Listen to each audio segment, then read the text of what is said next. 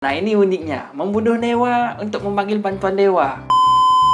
Halo Book Lovers, balik lagi bersama gue Rio di channel gue. Dan di video kali ini kita akan membahas buku ini setelah beberapa bulan, sebulan, 2 bulan, baru gue lanjut lagi untuk baca Apollo.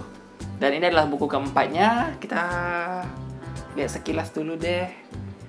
Sering cover depan. Ya, biar gak memakan durasi, kita bumper dulu.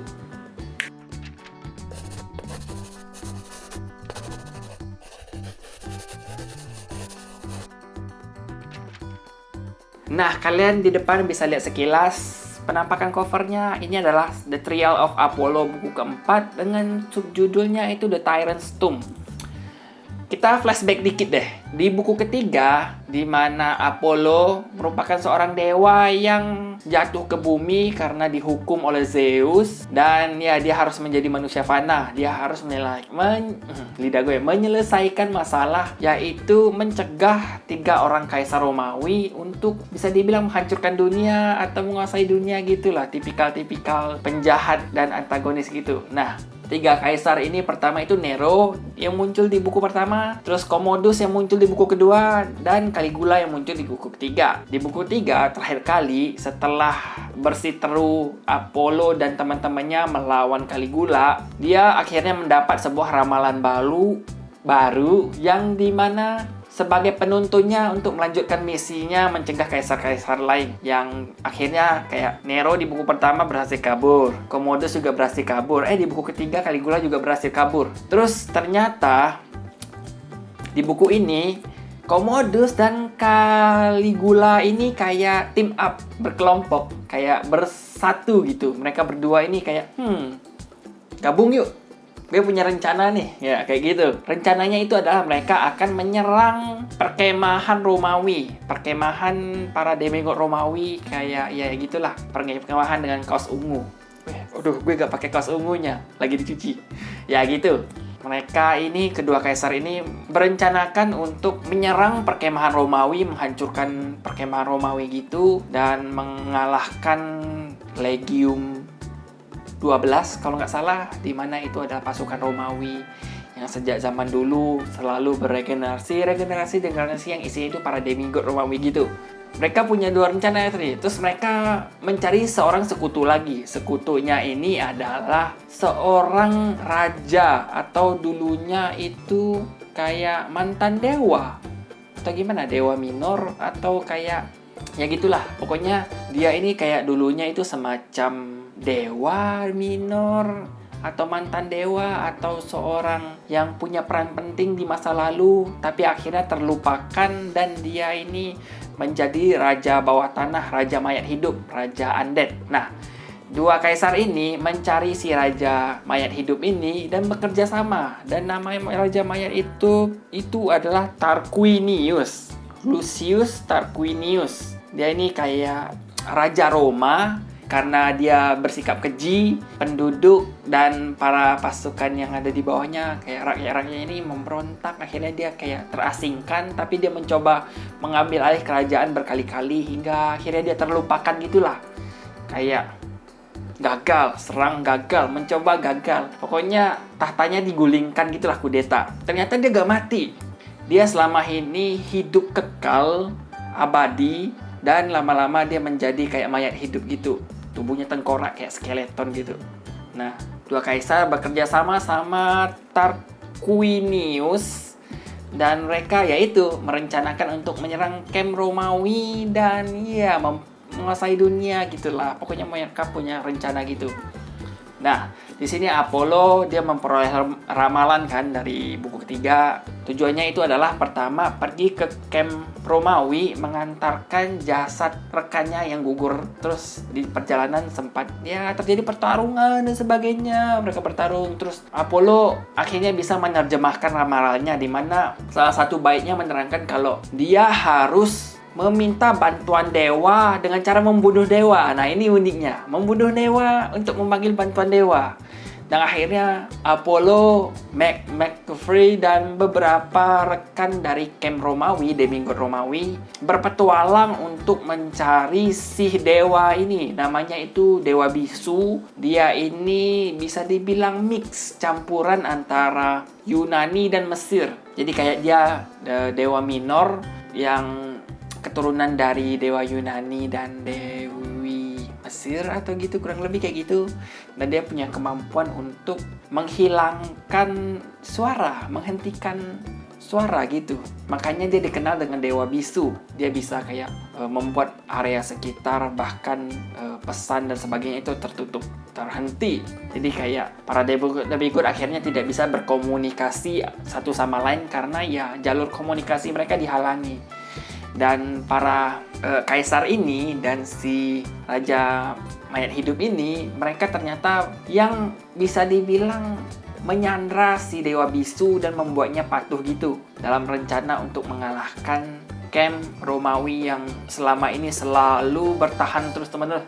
Diserang, bertahan, diserang, menang, diserang, menang, diserang, menang. Kali ini mereka membuat serangan baru lagi. Nah, ini adalah petualangan si Apollo untuk mencegah kedua kaisar bersama sekutu baru mereka, si Raja Mayat Hidup, mencoba menemukan si Dewa Bisu. Dan ya, pokoknya pelik akhirnya. Dewa itu, antara mereka pikir, anjir, bunuh dewa untuk manggil dewa. Tega gak tega sih ujung-ujungnya. Dewa kan kemampuannya luar biasa. Apollo udah jadi makhluk fana. Jadi mereka bingung nih, mau bunuh dewa atau enggak? Mau bunuh dewa atau enggak? Tapi mereka terdesak.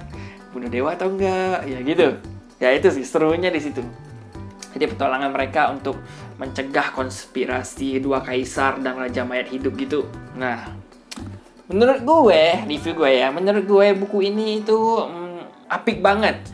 Kita akan dibuka dengan sebuah pertarungan sengit antara Apollo dan beberapa pasukan mayat hidup yang kayak mengincar mayat rekan mereka. Karena di buku ketiga mereka kehilangan seorang rekan bernama Jason Grace. Dia merupakan demigod keturunan Zeus. Jadi mereka kayak memang bersedih-sedih parah sih. Jadi kayak bab awal itu kalian akan sedih-sedih banget. Bahkan ketika mencoba untuk memulangkan si mayat Jason ini yang sebenarnya merupakan anggota dari camp Romawi sebelumnya, mantan camp Romawi, sampai diserang juga oleh musuh ini. Ya keterlaluan sih. Jadi mereka bertarung mati-matian demi menyelamatkan jasadnya Jason agar bisa dipulangkan. Terus mereka kayak ya melakukan perjalanan, memecahkan ramalan, mencari tahu arti ramalan tersebut dan mencegah si kedua kaisar dan konspirasi yang mereka adakan bersama dengan si Raja Mayat Hidup.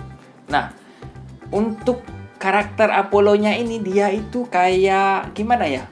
Berubah banget deh. Dari buku pertama, kedua, ketiga, hingga keempat nih. Bahkan sifat manusianya itu mulai sangat-sangat menonjol. Dia mulai peduli dengan sekitar. Dia mempedulikan teman-temannya. Dia kayak mulai kayak gimana ya?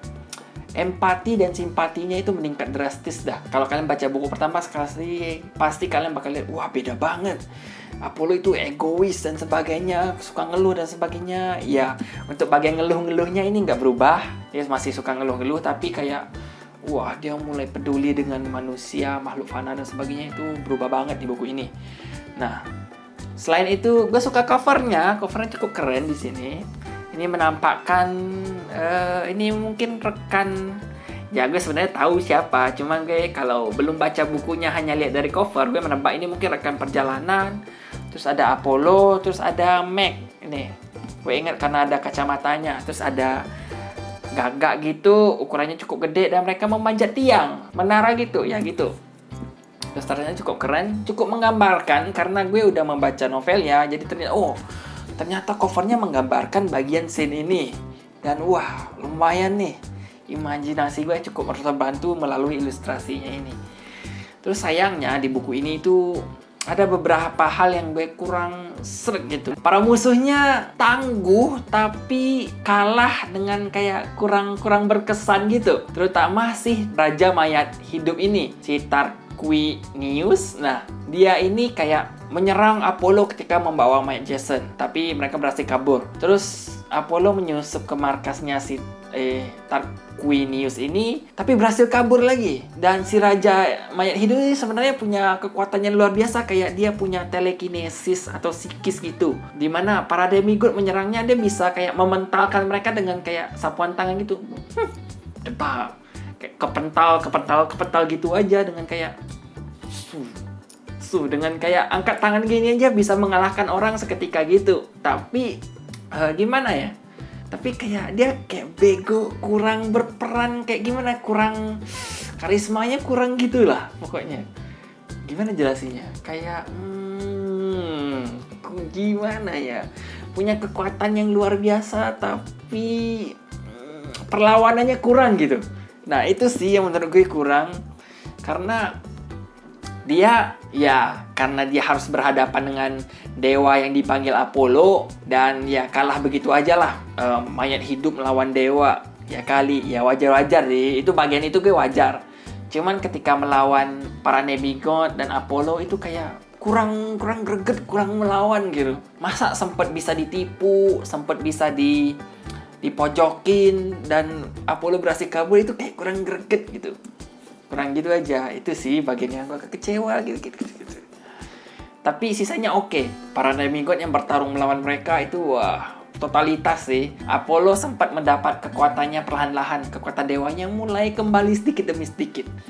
Terus untuk demigod lain, mereka punya kemampuan baru dan cukup melawan lah untuk melawan para kaisar dan si Raja Mayat Hidup ini. Jadi kayak fight-nya ini cukup lumayan berasa. Walaupun ya akhirnya si Raja Mayat Hidup ini kayak sekali tabok oleh si dewa, langsung kalah dan kayak menang. Tapi kaisar ini berhasil dikalahkan oleh salah seorang demigod dan si Apollo.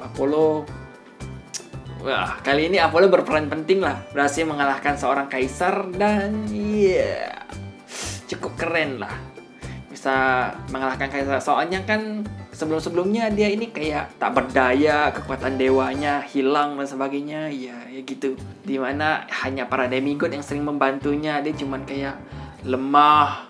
Karena dia mana terluka dikit dia kayak staminanya sangat, pokoknya kalian tahu lah kalau udah baca buku 1, 2, 3. Kayak si Apollo ini payah banget, tapi di buku ini dia berhasil melawan kaisar dan mengalahkannya. Itu ini kemajuan pesat sih menurut gue untuk karakter Apollo ini, ya itu sih. Ya. Menurut kalian gimana? Gue suka. Gitu aja sih. Kalian baca deh. Dan kalian nilai sendiri gimana. Sama dengan gue atau enggak. Dan gitu. Sekian sih review gue untuk buku ini. Sampai ketemu di video gue berikutnya.